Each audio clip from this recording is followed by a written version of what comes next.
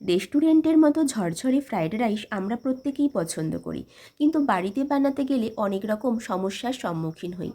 যারা বাড়িতেই এরকম ঝরঝরে ফ্রাইড রাইস বানাতে চাও, তো আজকের ভিডিওটা অবশ্যই তোমাদের জন্য।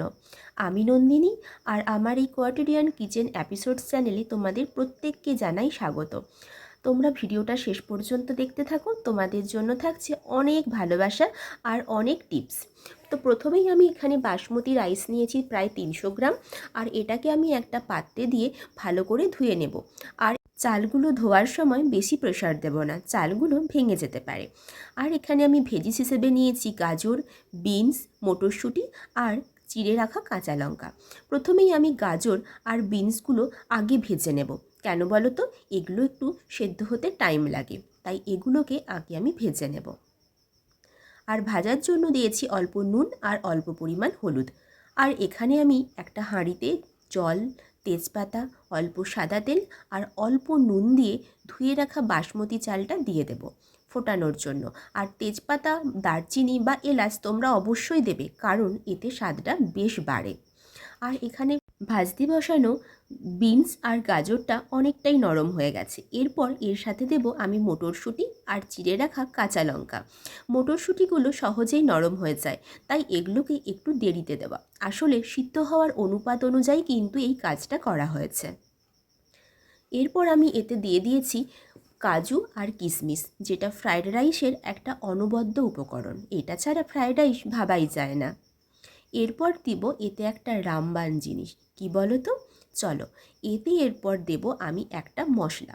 সেই মশলাটার উপাদান হচ্ছে গোলমরিচ, অল্প দারচিনি, অল্প এলাচ আর সাথে কিন্তু অল্প লবঙ্গ। তো এটা কিন্তু আমি বাড়িতেই বানিয়েছি। তোমরা অবশ্যই লক্ষ্য করবে আমি কিন্তু কোনো গোটা মশলা কিন্তু ভাজিনি।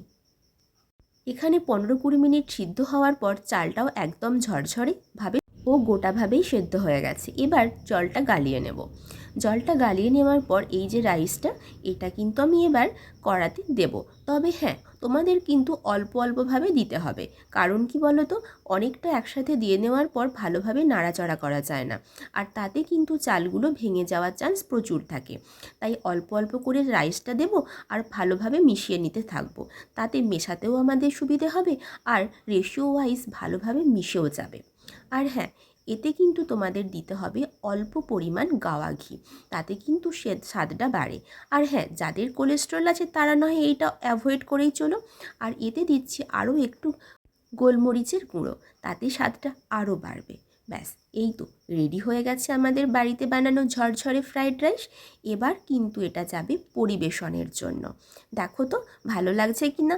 আর হ্যাঁ, অবশ্যই 1 চিমটে চিনি দিয়ে নিও, তাতে স্বাদটা আরও খোলে। এই তো এবার রেডি। চলো, এবার আমি প্রথমেই এটা ঠাকুরকে অন্নভোগ হিসেবে দেব। কারণ এটা তো নিরামিষভাবে বানিয়েছি, তাই আজকে ভাবলাম পুজোর সময় ঠাকুরকে অন্নভোগ দিই। যেহেতু বছরের শুরু, তাই এটা ঠাকুরকে অন্নভোগ হিসেবেই আগে দেব, তারপর আমরা সকলে গ্রহণ করব।